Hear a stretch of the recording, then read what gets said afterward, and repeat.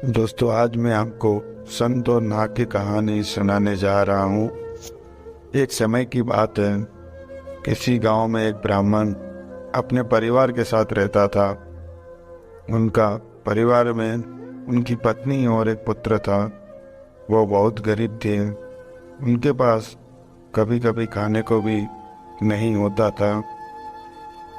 ब्राह्मण की पत्नी बहुत दुष्ट और चालाक थी, इसलिए वो रोज ब्राह्मण को भिक्षा मांगने जाने को कहती थी, पर ब्राह्मण उसकी एक नहीं सुनता था और घर में राम नाम जाप करता रहता था।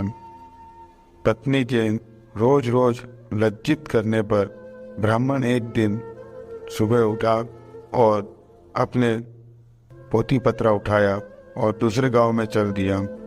चलते चलते वो घने जंगल में पहुंचा और अंधेरा हो गया। वो वहाँ एक बड़ा सा पीपल के पेड़ के नीचे बैठ गया और राम नाम जपने लगा। सुबह होने पर जब उठा तो पास के सरोवर पर स्नान करके वो आगे चला गया और दूसरे गांव में पहुंच गया। वहाँ उससे ना तो कोई कथा सुनना चाहते थे और ना ही कोई उसे भिक्षा दे रहे थे। वो ब्राह्मण दुखी होकर घूम फिर कर फिर उसी पीपल के पेड़ के नीचे आकर बैठ गया।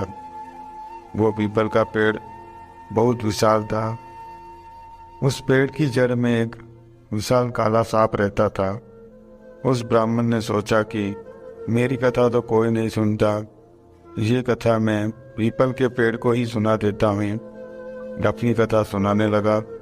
कथा पूर्ण होने पर पेड़ के नीचे से काला नाग निकला और उस ब्राह्मण को एक स्वर्ण मुद्रा देते हुए बोला, तुम रोज यूं ही यहाँ आकर मुझे कथाएं सुनाया करो, मैं रोज तुम्हें स्वर्ण मुद्रा दूंगा। ब्राह्मण ने ये बात मान ली और ना ये बात तुम किसी को भी बताना, तुम्हारे सब दुख दूर हो जाएंगे। ब्राह्मण रोज ऐसा ही करता।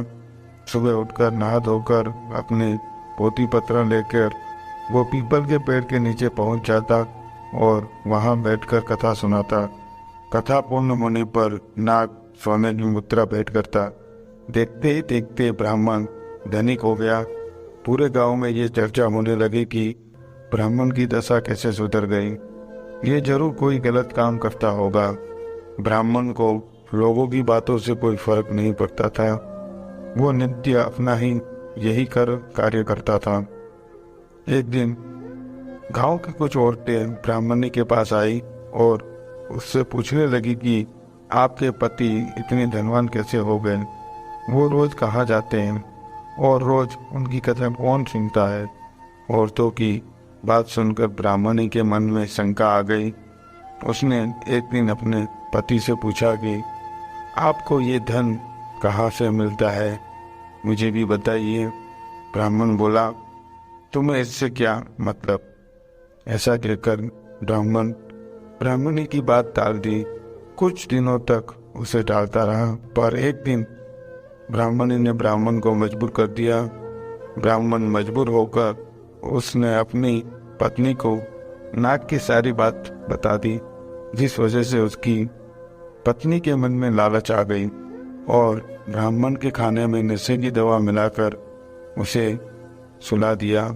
अपने बेटे से बोली, बेटा उस पीपल के पेड़ पर जाओ और नाग को मारकर सारी संपत्ति ले आओ। ब्राह्मण का लड़का अपने पिता का पोथी पत्रा लेकर वहां गया और पीपल के पेड़ के आगे बैठकर कथा सुनाने लगा। कथा पूर्ण होने पर नाग बाहर आया और उसको स्वर्ण मुद्रा देने लगा। तभी ब्राह्मण के बेटे ने कुल्हाड़ी से नाग पर वार कर दिया, जिससे नाग की पूंछ कट गई और नाग भी पलटकर लड़के के पैर में डस दिया, जिससे लड़के की मौत हो गई। इधर जब ब्राह्मण उठा तो उसने देखा कि उसके पोथी पत्रा गायब है। वो समझ गया कि कुछ गड़बड़ है। वो जल्दी से पीपल के पेड़ के पास गया तो देखता है कि उसका लड़का वहाँ मरा हुआ पड़ा है।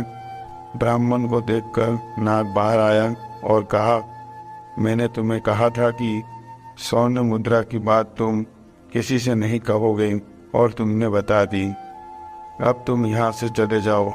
तुम्हें तुम्हारे पुत्र का दुख है और मुझे मेरी पूछ के करने का दुख है। मैं तुम्हें श्राप देता हूँ कि तुम्हारी जो संपत्ति मेरे द्वारा बनी थी वो सब नष्ट हो जाएगी। ब्राह्मण नागदेवता से यह सुनकर सर पीटता रह गया और रोता बिलखता अपने पुत्र का शव लेकर वहां से चला गया। घर जाकर अपनी पत्नी को बोला, देखो, तुम्हारे लालच की वजह से हमने अपना इकलौता पुत्र गवा दिया और हमारी सारी संपत्ति नष्ट हो गई। ब्राह्मण भी रोती रही। दोस्तों, लालच एक दलदल है जो व्यक्ति को विनाश की ओर अग्रसर कर देता है। तो दोस्तों, कैसी लगी आपको मेरी कहानी? कमेंट में ज़रूर बताना। लाइक शेयर और सब्सक्राइब ज़रूर करना।